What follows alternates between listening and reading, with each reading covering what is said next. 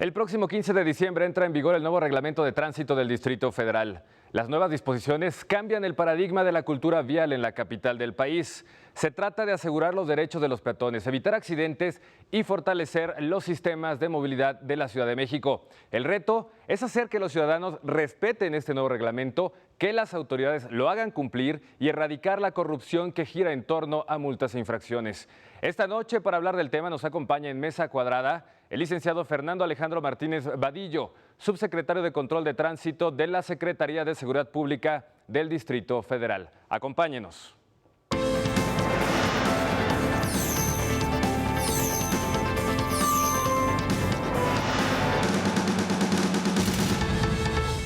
Subsecretario Fernando Martínez Vadillo, muy buenas noches, bienvenido a Mesa Cuadrada. Gracias, muy buenas noches, gracias por la invitación y un saludo a todo el auditorio. La maestra Verónica Ortiz y Pepe Ureña, pues arranquemos con el tema que es por demás importante. La Ciudad de México tiene aproximadamente 4.8 millones de automóviles,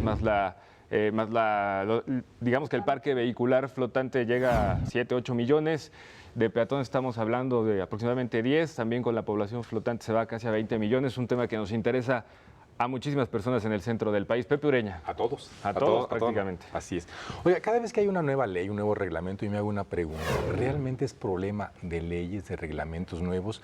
¿No es primero necesario poner en práctica el reglamento actual, darle vigencia cabal? Claro que sí, es una parte importantísima. Sin embargo, este reglamento forma parte integral de una política pública, una política de gobierno de movilidad. Estamos alineando todas las acciones a efecto de ir hacia una política pública de movilidad específica. Es el caso que este reglamento valora y pone en el centro de atención al peatón, al ciclista como usuarios vulnerables de la vía, y pues bueno, ese es parte del reto. Empezar a cambiar ese paradigma, empezar a cambiar esa forma de pensar, y hablo desde el ciudadano hasta la propia autoridad, porque durante mucho tiempo estábamos encargados de movilizar vehículos. El día de hoy es poner en el centro de atención el peatón, los ciclistas, y de ahí hacia arriba dentro de la pirámide de movilidad. Entonces, pues este reglamento forma parte importante para comenzar a cambiar esa manera de pensar y hacer valer el reglamento. Sí, subsecretario, me parece muy bien y efectivamente yo creo que lo que hemos estado viendo, ¿no?, a lo largo de los años, y sobre todo en esta Ciudad de México tan congestionada, ya como decía Gabriel, con estos datos, ¿no?, de la cantidad de gente, de ciclistas, de vehículos y demás.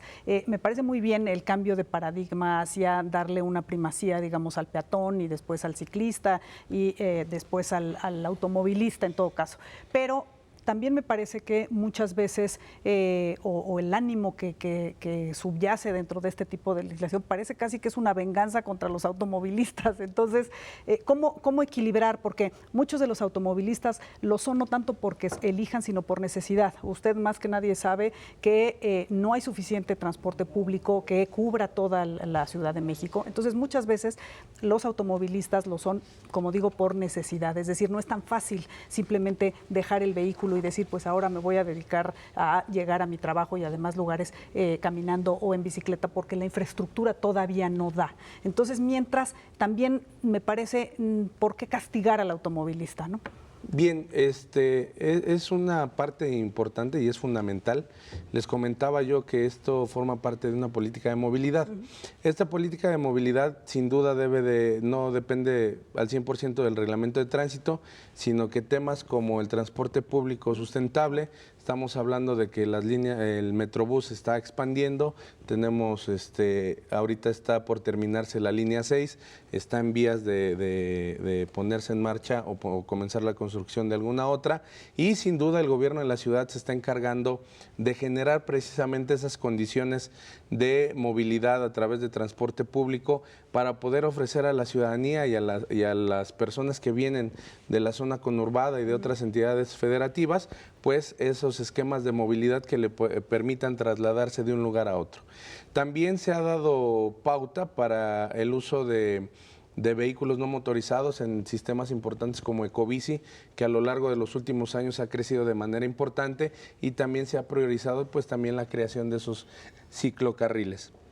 De tal manera que todas esas acciones en conjunto van a ir enfocadas a que vayamos armonizando la utilización de la vía de todos los usuarios.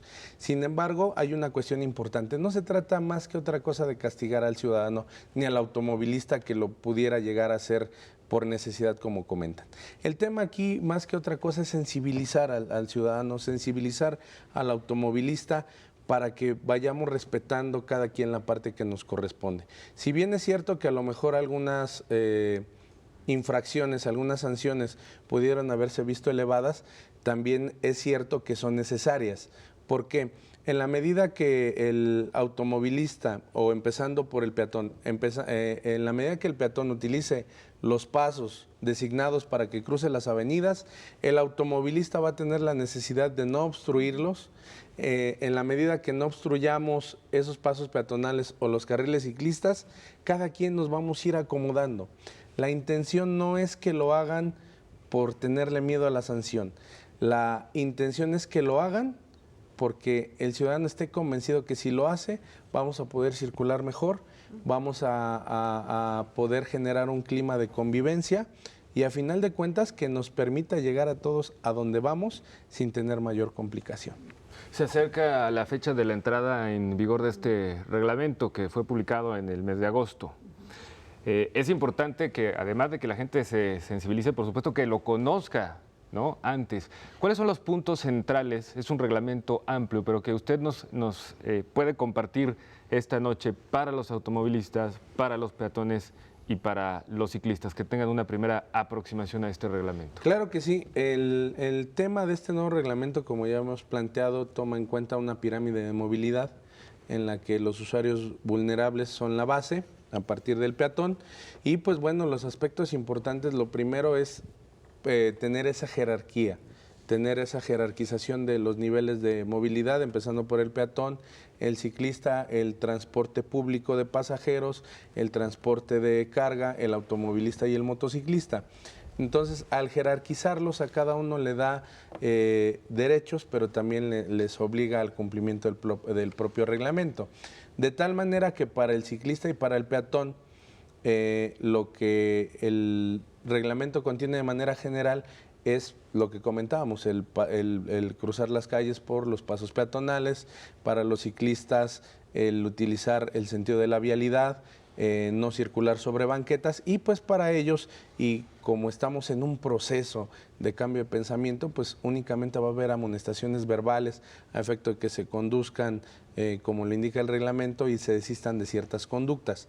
Mientras que para los automovilistas, el transporte público, el transporte de carga, pues nos da aspectos importantes, como lo que comentábamos, el respeto a los pasos peatonales, el respeto a los ciclocarriles o a que nos vayamos acostumbrando a que los ciclistas, aunque no haya un carril marcado o delimitado como ciclovía, los ciclistas tienen preferencia sobre el carril derecho y nosotros y los automovilistas deberán o deberemos circular dejando un espacio de por lo menos 1.5 metros respecto de ellos para que tengan capacidad de maniobra.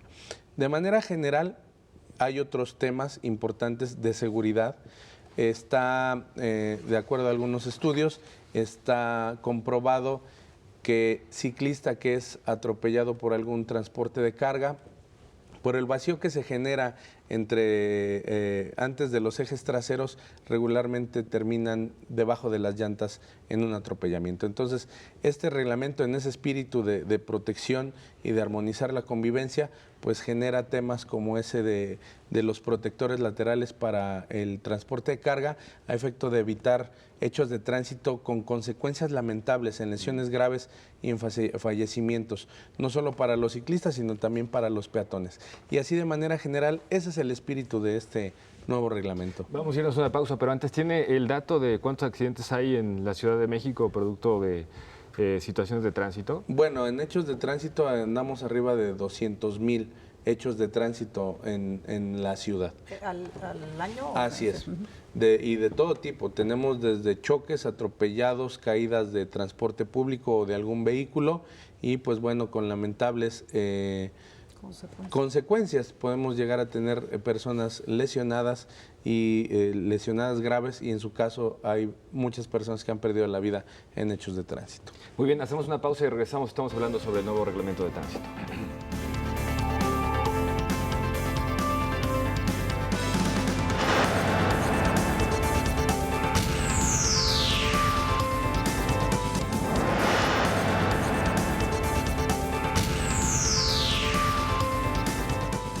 Esta noche está en mesa cuadrada el subsecretario de Control de Tránsito, el licenciado Fernando Alejandro Martínez Vadillo, que nos compartió un dato interesante. Aproximadamente 10,000 multas se levantan todos los días en la capital del país. Maestra Verónica Ortiz.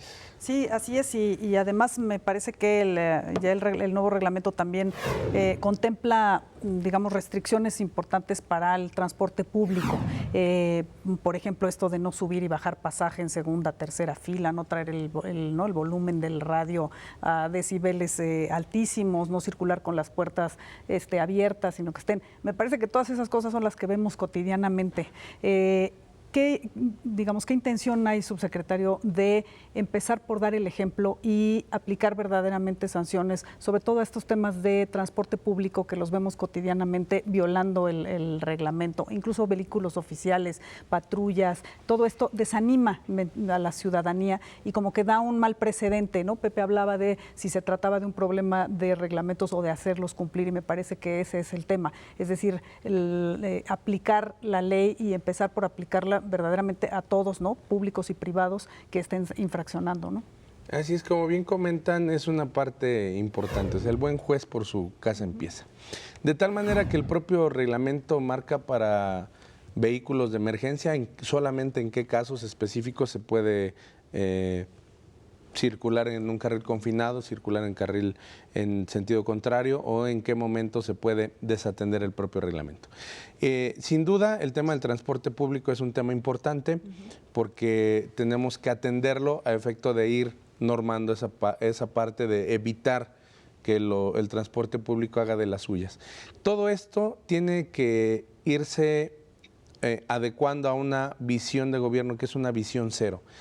Lo que queremos es reducir los hechos de tránsito con consecuencias lamentables entre lesionados graves y personas fallecidas, y pues sin duda el tema del transporte público es importantísimo. Es por ello que también se ha dado énfasis en el tema de la mejora de los corredores, en la supervisión por parte de otras áreas de gobierno como el INVEA, de las condiciones en las que se encuentran los vehículos que prestan ese servicio, y pues sin duda otra parte muy importante es quién los conduce.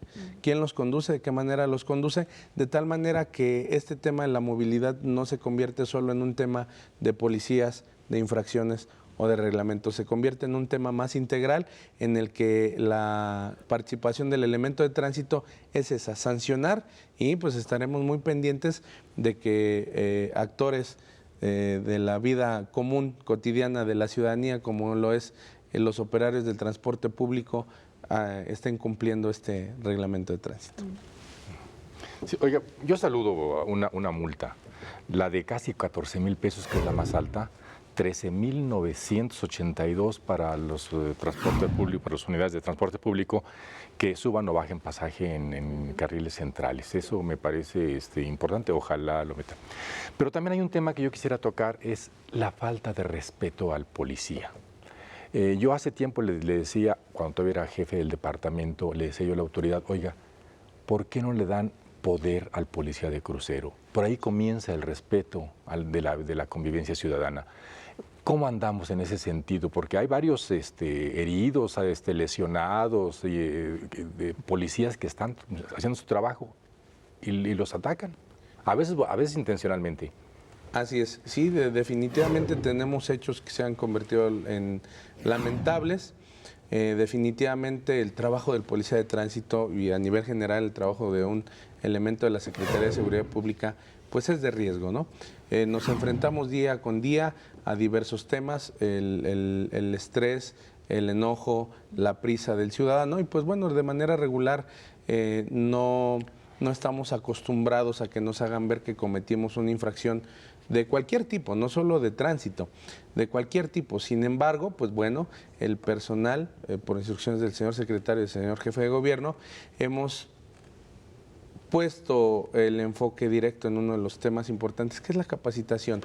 Tenemos que estar capacitados para poder manejar estas situaciones de crisis y no caer en un juego que pudiera desencadenar otro tema importante de una agresión o alguna situación de ese tipo. Sin duda que la parte del respeto es fundamental y quiero comentarles que, pues bueno, en los casos que así se ha requerido, se ha detenido a algunas personas y se han sido puestas a disposición ya sea del juzgado cívico o del propio Ministerio Público, ¿no? A fin de que este tipo de situaciones se vayan eliminando. Y pues bueno, este nuevo reglamento que entrará en vigor en diciembre ya trae más claro ese tema y dice que aquella persona que haga algún tipo de manifestación o vejaciones hacia el elemento de tránsito, pues será motivo de que sea presentado ante la autoridad que corresponde. Entonces, es una parte importante en la que se está trabajando, pero también estamos apoyando al personal de tránsito con el tema de la tecnología. Las cámaras del programa Ciudad Segura, en las que más de 8,000 cámaras están apoyando la labor tanto del elemento como de materia de tránsito y movilidad de manera general, aunada a las más de 205 cámaras que tiene la Subsecretaría de Control de Tránsito. Y pues bueno, hablamos de temas también de tecnología, como lo es los propios radios transmisores y las cámaras, como yo comentaba. Entonces es un tema en el que se está trabajando y vamos avanzando. Una parte que me parece que incide también en estas fricciones, ¿no?, que hablaba usted entre los ciudadanos y los policías, es el tema de la semaforización. Yo creo que tenemos como mucho rezago, ¿no?, en la parte de infraestructura de semáforos, y muchas veces tienen que entrar los policías de tránsito a componer una situación que está caótica porque no funcionan los semáforos, y entonces también se les expone a estar justamente, digamos, como combatiendo a la ciudadanía porque no pueden pasar o porque no para hacer el trabajo que debería de estar haciendo una semaforización que estuviera bien hecha, no sé, ¿no?, bien sincronizada.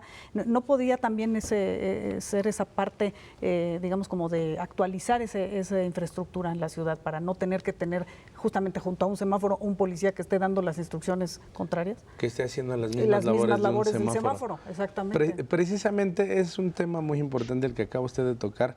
Sin duda, para mover 7 millones de vehículos al día en la ciudad y prácticamente 20 millones de peatones también en la ciudad en un día, pues es complicado. La infraestructura de la ciudad se ve saturada en los horarios de máxima demanda, eso es innegable, por donde quiera que circulemos hay una demanda importante de flujo vehicular. El tema de los semáforos forma una parte importante. Quiero comentarles que solo el 30% de la red de semáforos en la ciudad se encuentra centralizado, es decir que tenemos de alguna manera un contacto directo en una sala de monitoreo donde se tiene comunicación con los semáforos, observamos si tienen alguna falla, que estén correctamente sincronizados y esos temas. Muy bien, es tiempo de hacer una nueva pausa. Regresando, hacemos enlace directamente hasta Londres con Javier Oliva.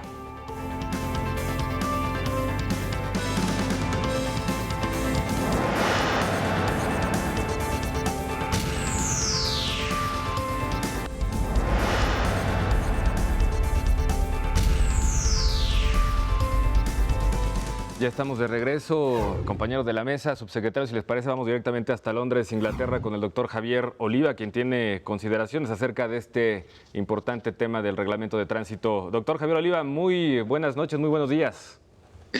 Buenas noches, buenos días, como dicen los reporteros. Gabriel, me da mucho gusto saludarte, Verónica, Pepe, ¿qué tal? ¿Cómo están? Saludos desde acá y pues bienvenido, Alejandro, al programa de Mesa Cuadrada. Gracias.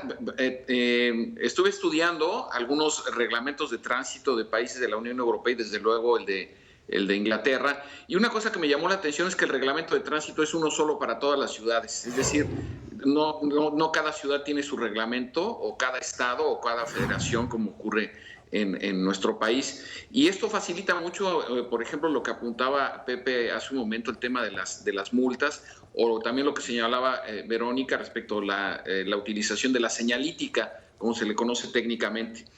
Otro aspecto muy importante que consulté es, por ejemplo, cómo se aplican las multas. En Noruega, por ejemplo, si una persona es sorprendida manejando con alcohol, sobrepasando los distintos grados que cada país tiene. La multa es muy importante, es el 75% de su declaración anual patrimonial. Entonces no es porque aquí en Europa no les guste beber o que sean mucho más responsables que los conductores mexicanos, sino que las multas en definitiva afectan incluso el patrimonio de una familia para todo un año. Otro aspecto muy importante es que toda la información que se genera a través del control vehicular, la obtención de licencias, el pago de las multas y de otros derechos para tener vehículo, Alejandro, se vuelven una fuente de información muy importante para la seguridad pública. Sabemos muy bien que en alguna época, cuando se administraba lo que antes era el Departamento del Distrito Federal, pues policía y tránsito estaban en una misma área, y esto de alguna forma tenía una lógica. Claro, era otra ciudad, era en el contexto político y social del país, pero sin duda alguna tenía que ver con este proceso de concentración de la información. Desafortunadamente, lo que acaba de suceder en el Puente de la Concordia, ya en Iztapalapa, y ya se dio la información de manera oportuna, las autoridades del Distrito Federal ya localizaron el vehículo donde, de acuerdo a las investigaciones, habría sido transportada esta persona. Entonces, también esa parte me parece que es muy importante, que debe seguirse manteniendo y recuperando. Y el otro aspecto también muy importante a considerar es toda la información de lo que se conoce como la ingeniería vial, es decir, la utilización de cierto tipo de, digamos, de trayectos, los estudios, la cuantificación, lo estadístico. Hace un momento hablabas de los 7 millones de vehículos y de los 20 millones de peatones. En los estudios, por ejemplo, en el sistema de transporte colectivo, como se conoce aquí al metro, al underground en Inglaterra, pues es con base a una serie de muy específicos estudios, las horas pico, etcétera, y que lo mismo se aplica desde luego a los desplazamientos vehiculares, y esto permite tener una mayor racionalización de los recursos y tener también de alguna u otra forma la posibilidad de ofrecerle, en este caso al conductor de un coche, pues opciones para desplazarse.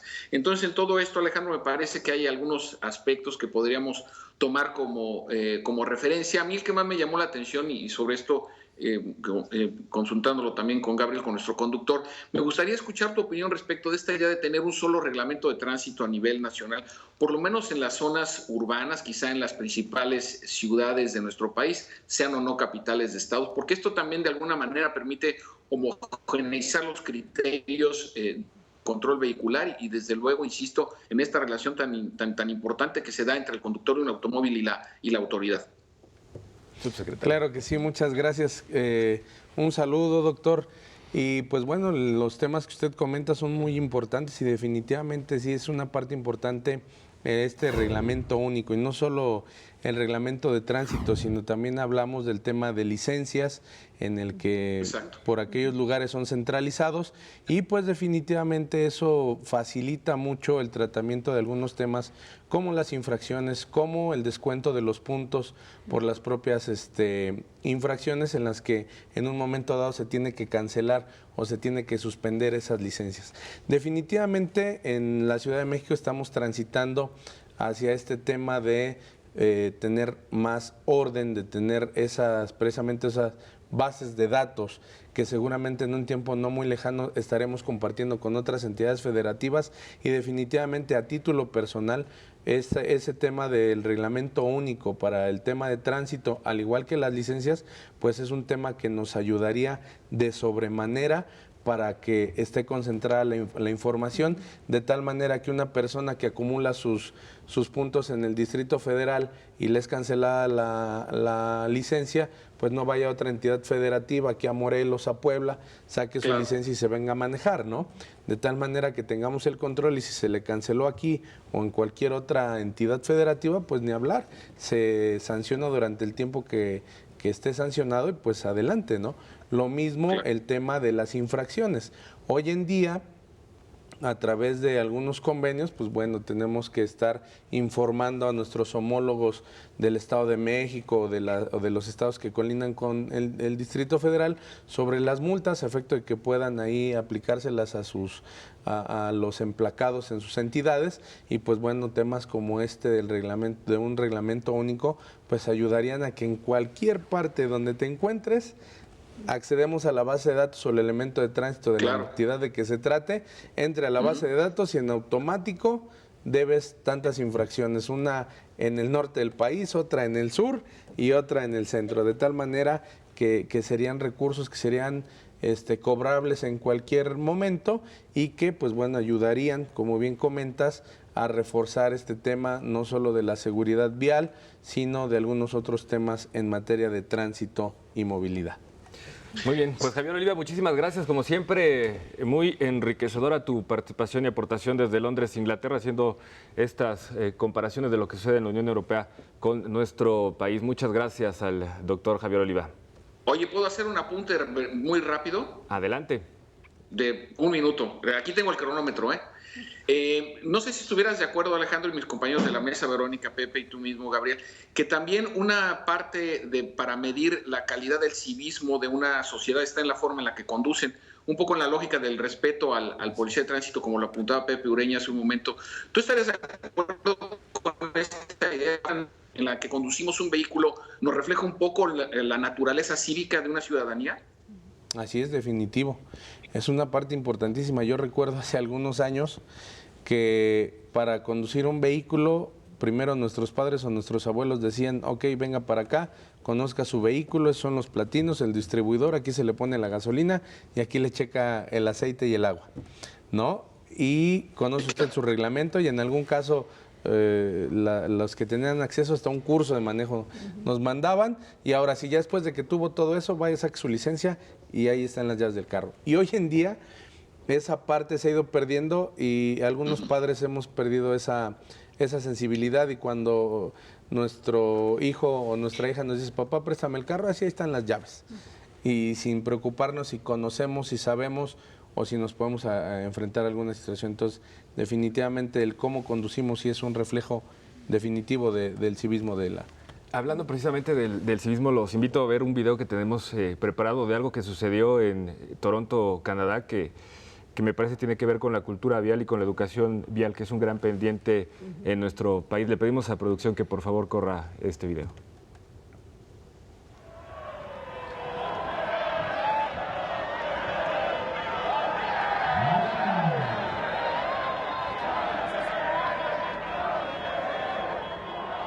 Bueno, lo que estamos viendo es una celebración de los fanáticos del equipo de béisbol de los Blue Jays, que tuvieron una gran temporada, están celebrando en una de estas zonas importantes de esta ciudad. Toman el crucero, cambia la luz del semáforo e inmediatamente se retiran para que la circulación continúe su flujo. Como los maestros del DF. Todo esto, obviamente, con la supervisión y la vigilancia de los elementos de seguridad pública de esa ciudad, lo que nos habla de una cultura vial y de respeto impresionante. Ya casi nos vamos. ¿Cuáles son los pendientes en esta materia, en la educación vial, en el civismo, en la cultura vial? ¿Cuáles son los pendientes? Pues que el primero de ellos es que todos los ciudadanos, todos los automovilistas nos preocupemos por conocer la norma. Que no se lo dejemos únicamente al policía. Ya se están capacitando en seguridad pública los elementos de tránsito para la aplicación de este nuevo reglamento. Es una parte importante el conocerlo para saber cuáles son los derechos que tenemos como peatones, como ciclistas, como automovilistas, como usuarios del transporte público, pero sobre todo para saber también qué obligaciones tenemos. Y segundo, lo importante y otro de los pendientes es sensibilizarnos e interiorizar cuál es el verdadero fondo de este reglamento de tránsito. Recordemos que al ir a más de 50 kilómetros por hora se potencializa para un atropellado o para un hecho de tránsito, llámese choque, se potencializa el tener lesiones graves o el hecho de perder la vida. Entonces tenemos que sensibilizarnos al respecto. Pues muchísimas gracias, se nos acabó el tiempo. Si les parece a los compañeros de la mesa, lo invitamos una vez que entre en vigor el nuevo reglamento para ver cómo va avanzando. Pues muchísimas gracias, subsecretario. Con mucho gusto, muchas gracias. Vero, muchas gracias. Buenas noches. Pepe, gracias. Y también a Javier. Vamos a ver las reacciones de la gente. Por supuesto. Y gracias, Javier Oliva, allá en Londres. Nos vemos la próxima semana.